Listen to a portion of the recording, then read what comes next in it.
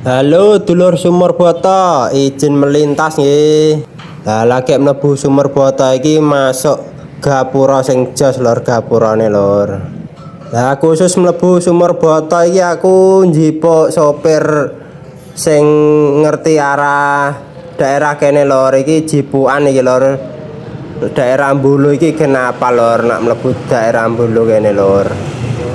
Tanpa sopir iki aku bingung ra iso lor. Lah soalnya mbak analis catering iku komen lor, tak balesi mae sebelah ndi mbak ngono ra didono lor.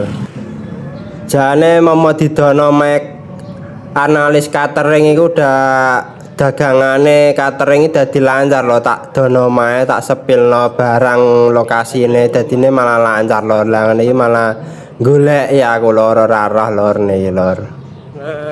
Lah Sumur Boto iki tepate ning ngarepe SD Jukung pas lor. Lah iki ya melu Desa Jukung dusun Sumur Boto iki lor. Lah desane lah ya Wombu lor.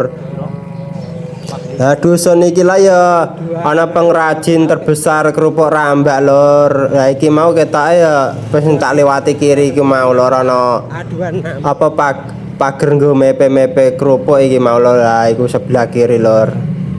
Gede jebule ya lor. Kenapa ya lor kok dijenakno Sumur Boto, apa sumure kok Boto ngono ta piye ya lor? Do cerita-cerita ya lor sing warga kene sing omahe do kesoting barang lor, ta sing duwe dulur kene do diteki ya lor ben rame ngono lor. Dikomeni lor, tetep tak bales lor sing komen-komen ngene iku lor. Meniki dikomeni tok ngene wae wis senenge pol lor. Dadine video ku iso mumbul dhuwur lor. Dadi dukuane iki dadi viral. Wong Jawa dadi ngerti jerone dusun Sumur Boto iku ngene iki. Dadine nak pas liwat Rembang Blora kan mau liwat apa roh gapurane tok lor, ora ngarah mlebu teko jero-jerone ngene iki lor. Nah, teko kene iki adem lor, soalnya daerah perbukitan iki lor.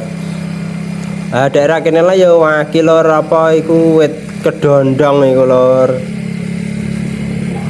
Nah, iki pokok muter-muter terus lor nganti ngetan terus iki lor, ngetan tang idul iki mbah kok ora ana omah iki lor.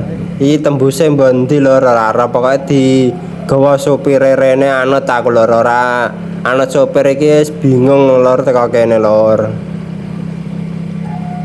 Jebule daerah kene lah ratane do beton kabeh lor.